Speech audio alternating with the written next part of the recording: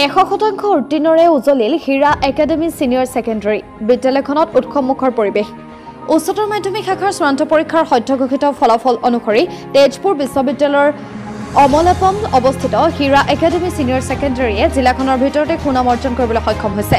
চূড়ান্ত পৰীক্ষাত অৱতীৰ্ণ হোৱা ছাত্ৰ-ছাত্ৰীসকলে 100% শিক্ষাৰ্থীৰে উত্তীৰ্ণ হৈ বিদ্যালয়খনৰ নাম উজ্বলাই তুলিবলৈ সক্ষম হৈছে। প্ৰথমবাৰ পৰীক্ষাত অৱতীৰ্ণ হোৱা মুঠ 35 গৰাকী ছাত্ৰ-ছাত্ৰীসকলৰ ভিতৰত ডিষ্টিংশ্যন 4 গৰাকীৰ বিপৰীতে ষ্টাৰ 4 গৰাকীয়ে লাভ কৰিছে।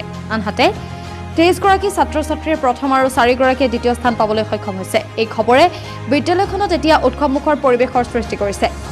বিভিন্ন দল সংগঠনে বিদ্যালয়খনে অনা কৃতিত্বৰ বাবে সকলোৱে প্ৰশংসা কৰিছে। তেজপুৰ অমলাপমৰ পৰা ৰিচি ছাত্ৰী report voice of Sonitpur.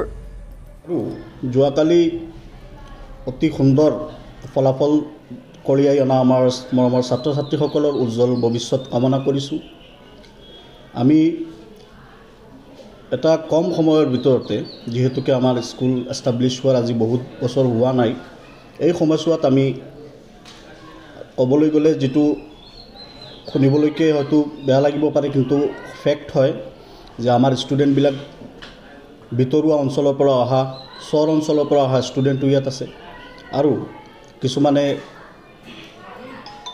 Com percentage, যিটো নিম্নমানৰ পাৰ্চেণ্টেজ লৈ আমাৰ ইয়াত আহিছিল আৰু ছায়েন্সত পঢ়াৰ যিটো সিহঁতৰ ইচ্ছা, সেই ইচ্ছা প্ৰকাশ কৰিছিল আৰু সিহঁতৰ সঁহাৰি স্বৰূপে আমি ইয়াত সিহঁতৰ পঢ়িবলৈকে সুযোগ বা সুবিধা প্ৰদান কৰিছিলোঁ। আৰু পৰৱৰ্তী পৰ্যায়ত আমি লক্ষ্য কৰিছোঁ যে যিজন ল'ৰাই 55% লৈ আহিছিল আমাৰ ইয়ালৈকে, আজি সেই ল'ৰাজনে বা ছোৱালীজনীয়ে 65, 70, ইভেন 80লৈকে মাৰ্ক পাইছে।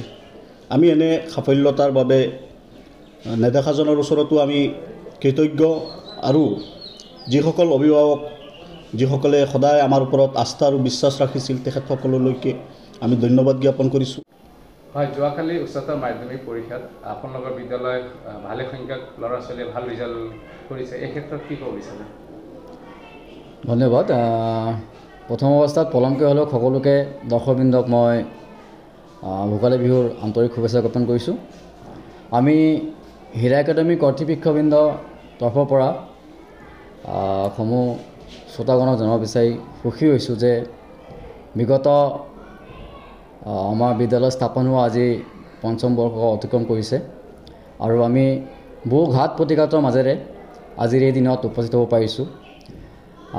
বিগত বৰ্ষৰ দৰে এইবছৰো আমাৰ উচ্চতৰ মাধ্যমিক পৰীক্ষাত আমাৰ ছাত্ৰ ছাত্ৰীসকলে অতি ধুনীয়াকৈ নিয়াৰিকৈ সুনাম কঢ়িয়াবলৈ সক্ষম হৈছে।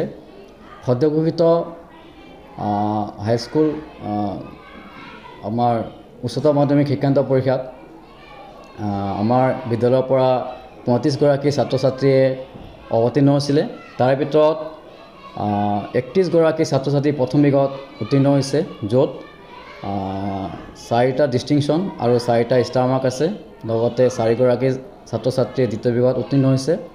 এই ক্ষেত্ৰত আমি জনাব বিচাৰোঁ যে আমাৰ অধিকাংশ উত্তীৰ্ণ ছাত্ৰ ছাত্ৰীয়ে হাইস্কুল শিক্ষান্ত পৰীক্ষাত অৰ্থাৎ মেট্ৰিকত কিছুমানে ছেকেণ্ড ডিভিজন, কিছুমানে অতি কম সংখ্যক পাৰ্চেণ্টেজ লৈ কিনে আহি কিনে আমাৰ ইয়াত নামভৰ্তি কৰিছিলে আৰু আমাৰ বিদ্যালয়ৰ বিজ্ঞ শিক্ষকৰ দ্বাৰা, প্ৰশিক্ষিত শিক্ষকৰ দ্বাৰা শিক্ষা তেওঁলোকে গ্ৰহণ কৰি কিনে আজি ডেটত তেখেতসকলে অতি ধুনীয়াকৈ উচ্চ মানদণ্ডৰ শিক্ষা লাভ কৰি কিনে এই ধৰণৰ ফলাফল আগবঢ়াইছে।